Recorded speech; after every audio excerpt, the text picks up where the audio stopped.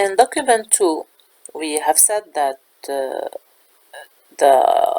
reproductive stem cells are diploid cells, whereas the gametes are haploid cells. And in document 1, we said that the production of gametes in both males and females starts at puberty. So before puberty, all the body cells of a male and the body cells of a female are diploid, whereas from puberty on, there is a presence of haploid cells in both males and females. So the question is the following: how is the diploid cells transformed into haploid cells? To answer this question, we are going to study the process of meiosis.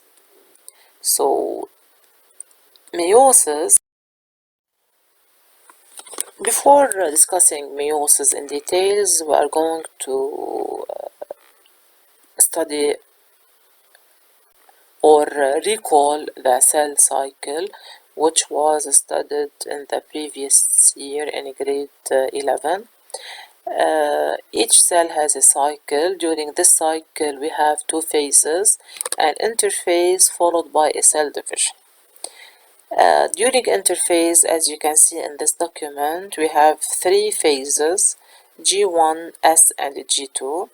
In the phases G1 and G2, the cytoplasm grows, certain cytoplasmic organelles multiply, certain chemicals are produced in the cytoplasm. In the S phase, there is DNA synthesis known as DNA replication, and during the S phase, the amount of DNA duplicates. At the end of the S phase, we will have double the quantity of DNA. After interphase, the cell is now ready to divide.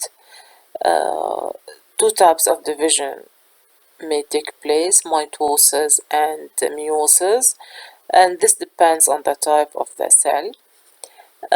Usually somatic cells and stem reproductive cells undergo mitosis in order to multiply. Then the reproductive cells undergo meiosis in order to give gametes. Meiosis is a type of division that allows the production of haploid cells. It is characterized by two successive divisions, Meiosis I and Meiosis II. In this document, we have a parental cell. We have 4 chromosomes in this cell. We notice that before division, we have a process of DNA replication. The parent cell cannot divide without undergoing interphase, during which there will be DNA replication. So in the parent cell, which is at rest, we have chromosomes, and each chromosome is made up of one chromatid. After DNA replication, we notice that each chromosome is now made up of 2 chromatids. This mother cell will undergo meiosis. It will undergo first meiotic division, which is a reductional division, and each of the 2 cells, which are the results of meiosis I, undergo meiosis II, which is an equational division. At the end of meiosis, we will obtain 4 daughter cells. Each cell has n chromosomes, and each cell will have 1 copy of each chromosome pair.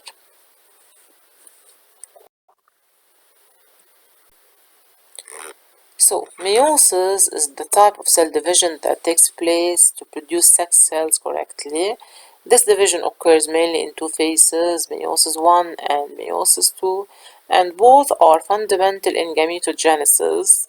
Gametogenesis will be studied later in documents 4 and 5. Gametogenesis is the process of gamete formation. Here we have a schematic representation of meiosis. We have at the beginning a cell having two pairs of homologous chromosomes.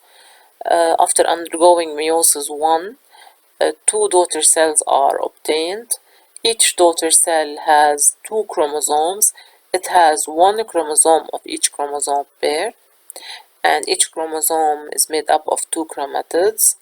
Then each of these daughter cells will undergo meiosis II, giving four daughter cells, and each of the new daughter cells contain two chromosomes, but now each chromosome is made up of one chromatid.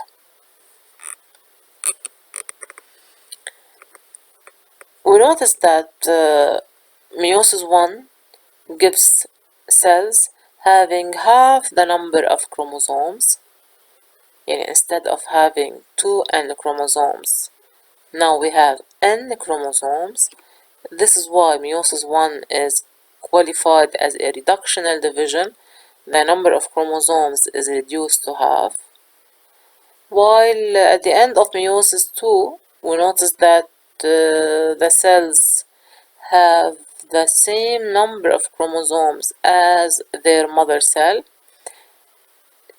Because of this conservation of chromosomal number, meiosis II is considered as equational division.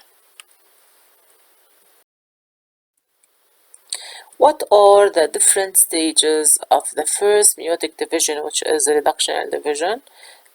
Always the division includes four phases: prophase, metaphase, anaphase, and telophase. Because meiosis is characterized by two successive divisions, we will have two prophase, two metaphase, two anaphase, and two telophase. The prophase, metaphase, anaphase, and telophase belonging to the first division are known as prophase I, metaphase I, anaphase I, and telophase I. So we have prophase I, metaphase I, anaphase I, and telophase I. What happens in each phase? We will start with phase I. In prophase I, we notice that the centrioles or the centrosome made up of two centrioles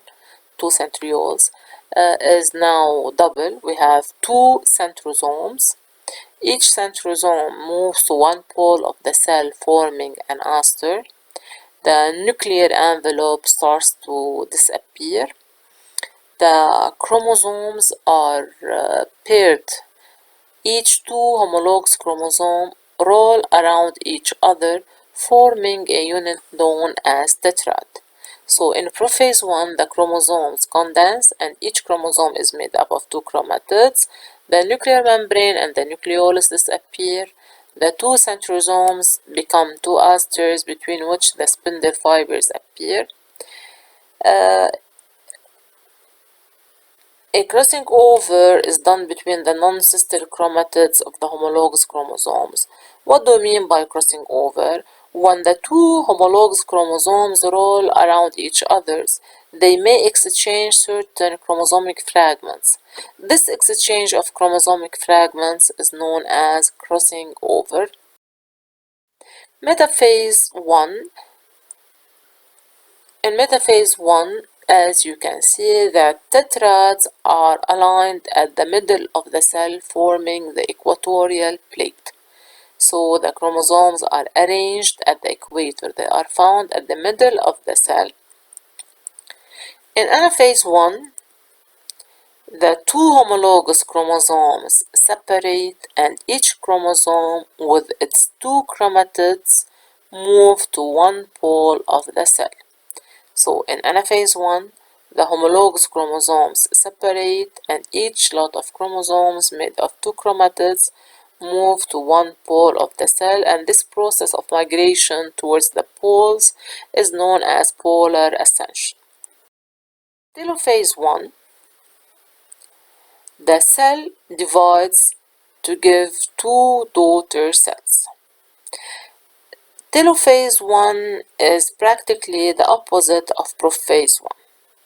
In telophase I, the chromosomes decondense and change back into diffused form of chromatin, the nuclear envelope and the nucleolus reappear, the two asters change back into centrosomes, the spindle fiber disappear, and finally a cytoplasmic constriction or a cleavage furrow separates the mother cell into two daughter cells. This process of cytoplasmic division is known as cytokinesis. So at the end of telophase 1, we will obtain two daughter cells. Each daughter cell has half the number of chromosomes. So the mother cell has 2n chromosomes, whereas the daughter cells obtained at the end of the first meiotic divisions has each one n chromosomes. Now the phases of the second meiotic division, Prophase II, Metaphase II, Anaphase II, and Telophase II, these are the stages of the equational division.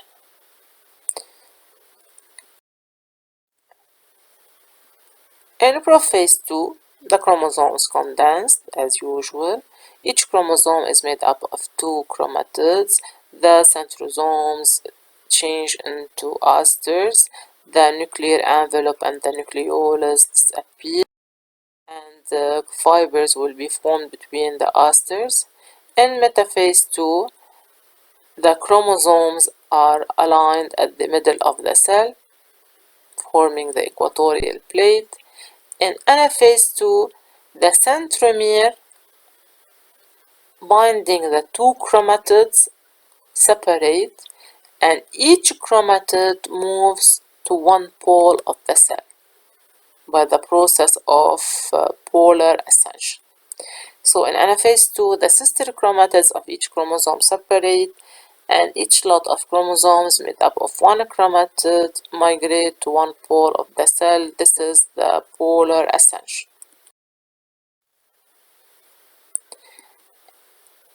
In telophase II, the nuclear envelope and the nucleolus reappear, the chromosomes decondense and change back into chromatin, the aster change back into centrosome, the spindle fibers disappear, and a cytokinesis furrow or a cleavage furrow divides the cytoplasm of the mother cell into two parts, giving each two haploid daughter cells.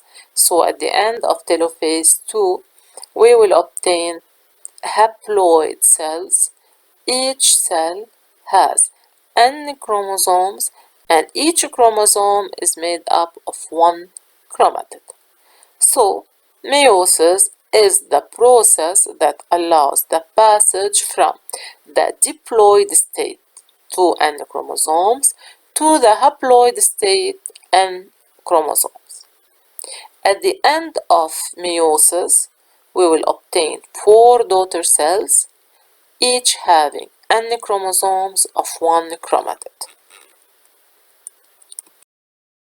Now here we have a graph showing the evolution of the amount of DNA as a function of time during a cell cycle, including interphase and meiosis. So from day 0 till day 22, we notice that the amount of DNA is constant, equal to 7.3 AU. This amount is found in 2n chromosomes. Now the cell is at the G1 phase of interphase. During these 22 days, there is only cytoplasmic variations. There is growth of the cytoplasm with the synthesis of certain chemicals inside the cytoplasm, multiplication of certain organelles. From day 22 till day 26, we notice that the amount of DNA becomes the double. It is increasing, it is doubling from 7.3 to 14.6 AU. This is the S phase of interphase, characterized by DNA replication. At the end of this phase, we will have chromosomes made up of two chromatids. The quantity of DNA becomes double. Then we notice at day 30 there is a decrease in the amount of DNA from 14.6 to 7.3, and this is due to the first meiotic division, which is a reductional division. During this division, a mother cell having two N chromosomes divide to give two daughter cells, each having N chromosomes, half the number of chromosomes, يعني half the quantity of DNA. At day 33, we notice that the amount of DNA decreases from 7.3 to 3.6. And this is due to the second division, which is the equational division. At the end of the equational division, we obtain daughter cells having N chromosomes, but of one chromatid each. Because of the change in the number of chromatids found in the chromosomes, the quantity of DNA is decreasing from 7.3 to 3.6. If we count the number of chromosomes in the cells at day 30 and the number of chromosomes in the cells at day 33, we notice that we have the same number of chromosomes. Here we are talking about an equational division. The difference between these chromosomes is that at the end of the reductional division, the chromosomes are double and each one is made up of two chromatids, whereas at the end of the equational division, the chromosomes are simple. Each one is made up of one chromatid.